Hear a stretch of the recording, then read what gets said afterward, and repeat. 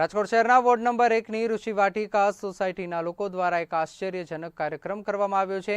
ઋષિ વાટિકા society Dharmnagar Sterling hospital પાછળ લોકોએ society બહાર બેનર માંડ્યા છે। રાજકીય પાર્ટીઓએ મત માંગવા આવવું નહીંના બેનરો સાથે સ્થાનિકોએ વિરોધ કર્યો હતો। કોઈ પ્રશ્નનું નિરાકરણ થતું નથી, તેથી મત આપવામાં નહીં આવે તેવું સ્થાનિકોએ જણાવ્યું હતું। નજીકમાં દેશી દારૂ વેચાણ થતું હોવાનો પણ લોકોએ આરોપ લગાવ્યો હતો।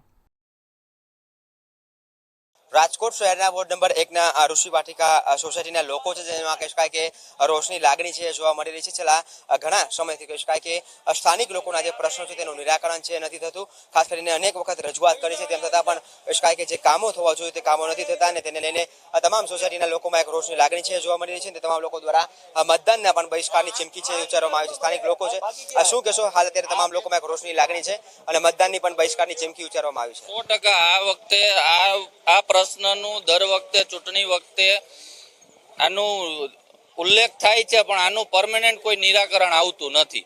એટલે આ વખતે ચૂંટણી પહેલા આનું કોઈ પરમેનન્ટ નિરાકરણ નહીં આવે તો અમારી જે 4-5 સોસાયટી છે એ તો સંપૂર્ણપણે મતદાનનો બહિષ્કાર જ કરવાના છે। શું પ્રશ્ન છે આ સોસાયટીને જે નિરાકરણ નથી આવ્યા? દારૂ, મટન અને રોડ ઉપર પડ્યા છે હુતા શેરીમાં લેડીઝ નીકળવું હોય તો 10 વાર વિચાર કરવો પડે। જેમ આવે પડ્યા અમારે એને મારવા પડે દારૂને કે ભાઈ તમે અહીંથી જાઓ। અને મટન વેચે, ગાયના મોઢા બનેલા હોય છે, ગાયના વાછડીના મોઢા કાપેલા પડ્યા હોય છે। અને રોડ વચ્ચે અને કોર્પોરેટર એકવાર આવીને પછી કોઈ આવતું નથી। પહેલી વાર આવી જાય પછી કોઈ આવતું નથી। 5 વાર પછી કોઈ આવતું જ નથી। પહેલી વાર આવી ગયા પછી કોઈ આવતું જ નથી। 5 વર્ષમાં કોઈ પછી દેખાતું નથી। મત લેવા આવે, ફરે કેવા આવે, પછી કોઈ આવતું જ નથી। મત લેવા માટે આવે છે, ત્યારબાદ કોઈ આવતું નથી।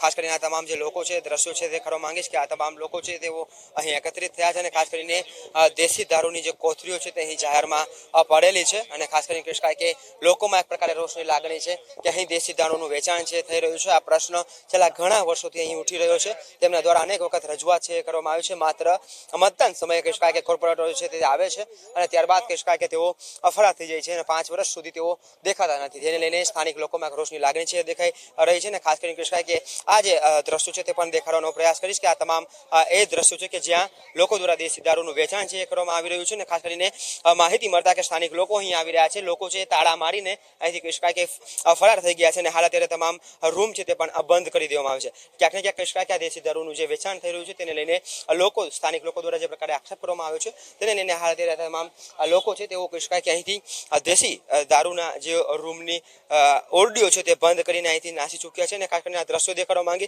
કે અહીં પણ આ દેશી દારૂની જે કોથળીઓ છે તે નજરે પડી રહી છે। તે ઉપરાંત ખાસ કરીને કહી શકાય કે અહીં આથો પણ દેશી દારૂનો રાખવામાં આવ્યો છે, અને તેના માટે કહી શકાય કે નીચે કહી શકાય કે ખાડાઓ છે તે પણ બનાવવામાં આવ્યા છે। એટલે સ્પષ્ટ થાય છે કે અહીં દેશી દારૂનું ચોક્કસપણે બનાવવામાં આવે છે અને તેનું વેચાણ પણ કરવામાં આવે છે। સ્થાનિક લોકો માંગ કરી રહ્યા છે કે વહેલી તકે અહીં દારૂ છે તે બંધ કરવામાં આવે, કારણ કે છેલ્લા ઘણા વર્ષોથી ઋષિ વાટિકા લોકોનો, આ સોસાયટીના લોકોનો આ પ્રશ્ન છે કે જેને કારણે તેઓ હેરાન અને પરેશાન થઈ રહ્યા છે। શું કહેશો? અહીં દેશી દારૂનો આથો છે તે બનાવવાની નીચે ખાડાઓ પણ કરેલા છે, લોકોનો કેટલા સમયથી આ પ્રશ્ન છે? આ લોકોનો લગભગ 15 વર્ષથી આ પ્રશ્ન છે સાહેબ, અને છેલ્લા 30 વર્ષથી અહીંયા દારૂનો ધંધો ધમધમે છે। આ તો હવે માણસ એક ત્રાહિમામ પોકારી ગયું છે, એની એક હદ પૂરી થઈ ગઈ છે। કોઈ સાંભળતું નથી। અધિકારીઓ પોલીસ કમિશનરને અરજી આપેલી હતી, ગાંધીગ્રામ સ્ટેશને અરજી આપેલી હતી। એ લોકોએ એવું કીધું કે કાંઈ વાંધો નહીં, થઈ જશે, તમે ઉપાધિ કરોમાં, બધું આશ્વાસન આપી અને અંતે કાંઈ થતું નથી। અને એવી પરિસ્થિતિ ખરાબ થઈ છે સાહેબ, કરોડો રૂપિયાના મકાન લઈ અને એ લોકો નર્ક જેવી જિંદગી જીવે છે સાહેબ। બેનું દીકરીઓને બહાર નીકળવું હોય તો વિચાર કરવો પડે છે, નીકળી નથી શકતા। બહુ પરિસ્થિતિ ખરાબ છે। ગાંધીગ્રામ પોલીસ સ્ટેશને અમે રજૂઆત કરેલી, એને ફોટા દેખાડેલા, એને અમે લેખિતમાં આપેલું કે ભાઈ આ વસ્તુ અમને હવે નથી પોસાતી, અમે હેરાન થયા છીએ, અમારી બેનું દીકરીઓ નથી નીકળી શકતી, બહુ પરિસ્થિતિ ખરાબ થઈ, ત્યારે અમે તમારી પાસે આવ્યા છીએ।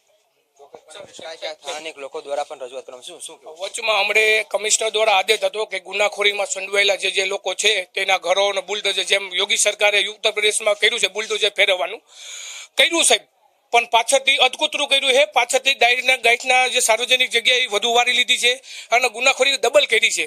એનો પુરાવો જગત શકો, કેમ કે મારી બેનો દીકરીઓ અહીંયા ધરતી સ્કૂલમાં ભણે છે, નીકળતી હોય તો બપોરે એટલી દુર્ગંધ આવે અને પ્લસ કે કહીને કે નો રેવાય એવું અદભુતી જેવું જો માણસ લાશની જેમ પડ્યા હોય છે. દેશી દારૂ પીને લાશની જેમ પડ્યો છે. હા, એટલે જે સાહેબે કર્યું હતું ટેમ્પરરી સારું કર્યું હતું કે બુટલેગરના ઘર પાડ્યા, પણ છતાં પાછા એને બનાવી લીધા. પાછળથી એક પ્રકારનું ફોલોઅપ નથી કે જાહેર કર્યું હતું. જય હિન્દ, જય ભારત. ચોક્કસપણે કહી શકાય કે જે પ્રમાણે સ્થાનિક લોકો વાત કરી રહ્યા છે કે પોલીસ કમિશનર દ્વારા કહી શકાય કે જે આવારા તત્વો છે તેના મકાન ડિમોલિશન કરવા માટેની કામગીરી છે કરી હતી, પરંતુ ત્યારબાદ કહી શકાય કે તે લોકોના મકાનો છે તે વેગ ગતિએ ડબલ થયા છે. તે લોકોએ જગ્યા પણ વધારે વાળી લીધી છે અને હાલ અત્યારે કહી શકાય કે આ મીડિયાની અંદર અહેવાલ પ્રસારિત થતા અને ખાસ કરીને કહી શકાય કે જ્યાં દેશી દારૂનું વેચાણ થઈ રહ્યું છે તેનો અહેવાલ હાલ અત્યારે પ્રસારિત થતા પોલીસ છે તે પણ કહી શકાય કે અહીં ઘટના સ્થળ ઉપર પહોંચી છે અને 112 આજે જનરક્ષણની ટીમ છે તે અહીં આવી છે. ખાસ કરીને બહેનો પણ છે, આપણે તેમની સાથે પણ વાત કરીશું કે કેટલા સમયથી તેઓ હેરાન અને પરેશાન થઈ રહી છે, કારણ કે લગભગ આ તમામ સોસાયટીના લોકો દ્વારા જ્યારથી મકાન લેવામાં આવે ત્યારથી અહીં દેશી દારૂનું ખુલ્લેઆમ વેચાણ છે થઈ રહ્યું છે. સ્થાનિક પોલીસની જે કામગીરી છે તે પણ શંકાના દાયરામાં છે અને તેને લઈને આ લોકોમાં એક પ્રકારે રોષની લાગણી છે જોવા મળી રહી છે. બહેનો છે, આપણે તેમની સાથે વાત કરીએ. શું કહેશો બેન, કેટલા સમયથી અહીં બહેનો પણ છે, આપણે તેમની સાથે કેટલા સમયથી અહીંયા રહ્યો છો બેન? હું તો હમણાં જ રહેવા આવી, તોય મારી દિવાલ આખી કચરો ને બધું ઢોરેલું પડ્યું છે અને ન્યા પીને એટલી ગારું દીએ છે ને કે બેઠા હોય ને તો પાછું અમે અંદર પાછું વયું જવું પડે છે. એટલી બધી ગારું દીએ, મારામારી કરે. સામે જ તૂટેલું છે ને મારું ઘર છે આખું બધું તોડી ગયું છે. ન્યા જ બેઠા હોય, ન્યા ખાવાનું પીવાનું એટલું છે ને એટલી વાસ આવે છે અમને. ન્યા દરવાજા અમને બંધ કરીને રૂમમાં બેવું પડે છે. મારે આ સાઈડ આવવાનું તો નથી થતું. શું કહેશો બેન, કેટલા સમયથી અહીંયા દારૂનો સમયથી લગભગ 30 વર્ષથી અહીંયા ગંદકી વાળો એકદમ ફેલાયેલો છે. જરા કે વરસાદ આવે કે બહુ જ મચ્છરનો ત્રાસ છે. એટલી તો વાસ આવે, અમે પાછળના દરવાજા ખોલી નથી શકતા. અહીંથી બસ ગંદકી વાળો સાફ થાય, આગળથી અહીંયા બધું સાફ સફાઈ થાય. બસ બીજું અમારે એ માંગ છે, બધું આ એરિયામાં બધું દારૂના વેચાણ થાય છે.